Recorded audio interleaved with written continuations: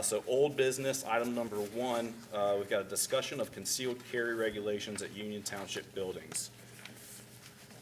Mr. Wright, would you like to introduce the discussion topic, or Mr. Becker? I think Mr. Becker may have some thoughts on that. Yeah, so what I want to do is, so we had a robust discussion on this at the last meeting, and to a certain extent, I want that discussion to continue. But first, I just want to open it up with a motion, and hopefully there'll be a second. So I move to adopt Resolution 2022-05. I'll second. Any discussion, gentlemen? That's, yes. There we go. I have a number of things to say on this. So first off, I'm just going to read just a couple of pertinent pieces of this resolution. I'm not going to read the whole thing. So the title is simply a resolution pursuant to revised code 2923.126B7, which is permitting the carrying of a concealed handgun in government buildings. That was something the General Assembly changed the law, I think, back in 2017, allowing trustees, city council, county commissioners to allow concealed carry. So I'm going to read you, there's like 4 whereases and 3 different sections. I'm going to read you 2 of the whereases and 1 of the sections. This is really just kind of getting into the meat of it. So whereas Ohio is an open carry state, and the open carry of legally owned firearms cannot be prohibited in the non-leased areas of the Union Township government buildings per revised code section 9.68A. And if anyone wants to read that, it's a good read about the gun laws, it's kind of an overview, and I'd also encourage you to read 9.68B. So it's important the way those two work together. The second whereas, or the second one I'm going to read anyway, public safety is paramount, and no law-abiding citizens should be prohibited from exercising their God-given right to self-defense as guaranteed by Article 1, Section 4 of the Ohio Constitution. And that says, in part, the people have the right to bear arms for their defense and security. And of course, everybody's aware of the Second Amendment to the U.S. Constitution. So then you get into the therefore be resolved portion of this. Be it so resolved by the Board of Trustees, Union Township, Claremont County, with limited home rule authority as set forth in Chapter 504 of the Ohio Revised Code, and in accordance with Revised Code 2923.126B7, and that is the key statute here. And then Section 1, and this gets into the meat of it. So, pursuant to 2923.126, a licensee, somebody with a concealed carry license, CCW or CHL, same terminology. A licensee under Revised Code 2923.125 or 2923.1213 is hereby authorized to carry a concealed handgun in Union Township government buildings, this is the important clause, unless otherwise prohibited in leased areas or by federal or state law. I'll read that one more time. Unless otherwise prohibited in leased areas or by federal or state law. So let's talk about, just briefly, an example of leased areas and otherwise by federal or state law. So, for example, in this building, we have a post office downstairs, and by federal law, you can't have a gun, whether it's concealed or open, you just can't have one in a post office. Also, we have a leased area for Claremont senior citizens. I believe that's a private organization as opposed to a governmental entity. So, by default, open carry and concealed is allowed. However, if they were to post a sign, which they have the right to do, post a sign that says no guns allowed, then you can't open carry or concealed. That's true with any private business anywhere in the state of Ohio.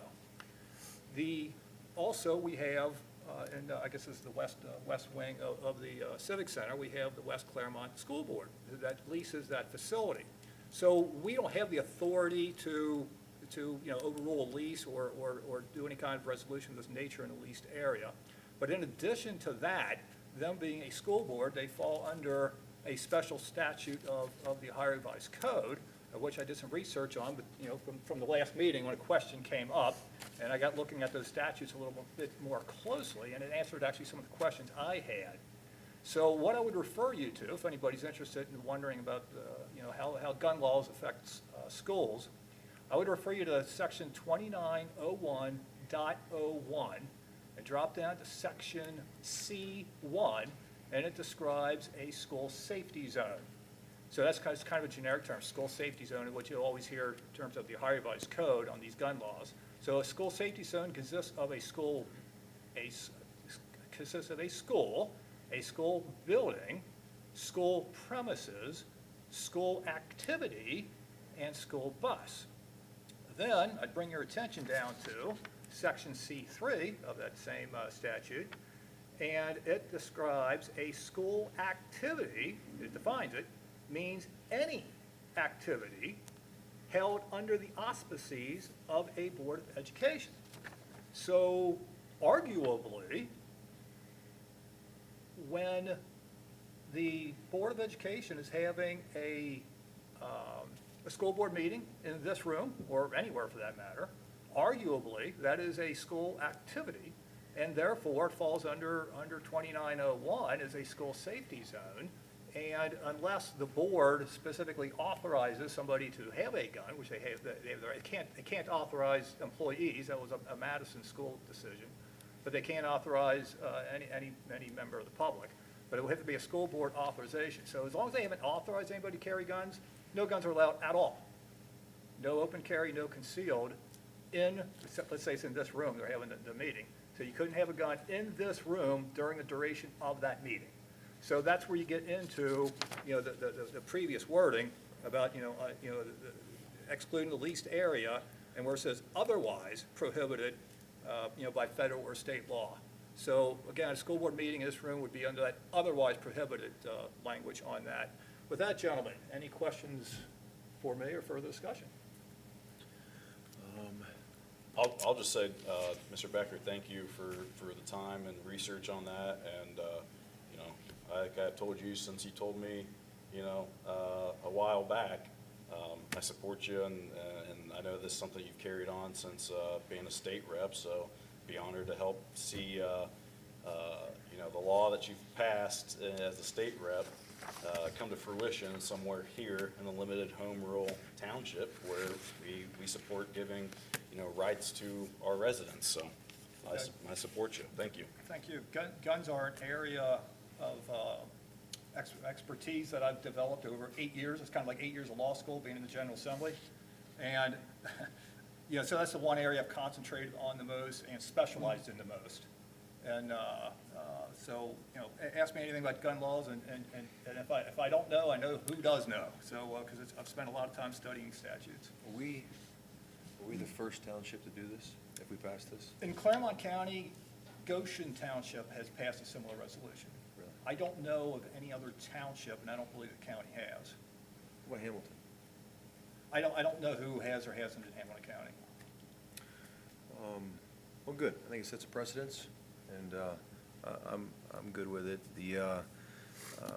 And so basically, as long as school board is not in session, I can conceal. I can't go over there, and I may or may not be able to go to the senior building if they don't have a signpost. As long as there's no Right. sign, you can go. Now, with the school board, whether they have a sign or not, don't go in there with a gun. Now, Mr. Wright, when the school, West Claremont, does their basketball games, I assume that area is off limits, correct? Well, I mean, we would have to, because it's actually a youth basketball association. school. It's not Oh. a school itself, so. Oh. It's not a school activity. Yeah, Fair that's enough. school. Fair enough, okay, well, I agree with Mr. Logue, now, look, I'm a Second Amendment guy, I'm an Air Force guy, believe wholeheartedly in the Second Amendment, but this is clearly your passion, you've done a lot of research on it, thanks for your hard work.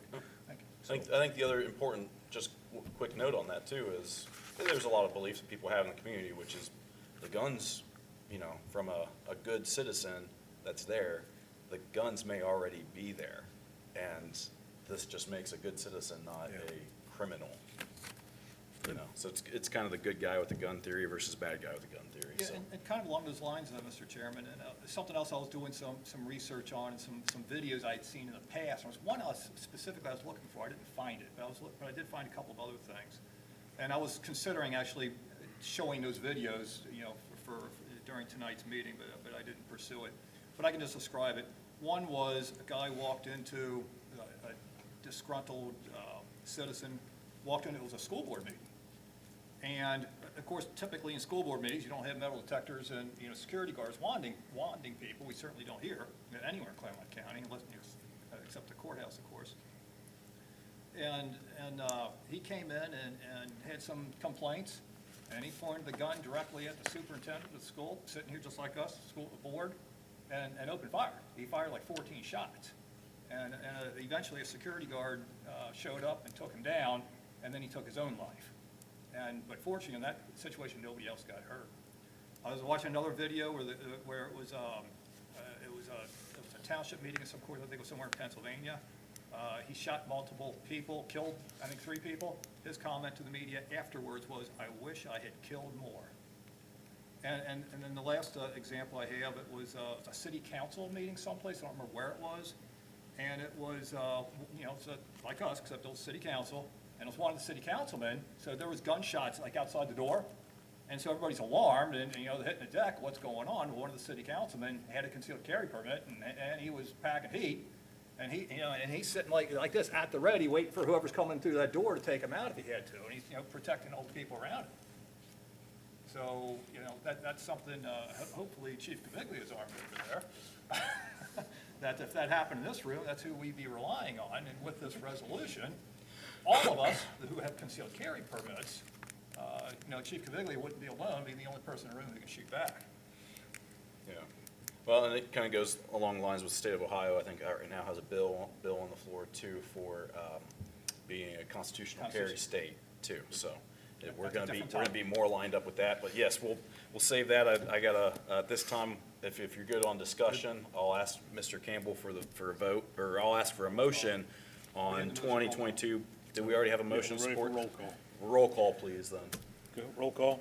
Mr. Becker? Yes. Mr. Dills? Yes. Mr. Logue? Yes. Motion carries. Okay, great. Thank you, gentlemen.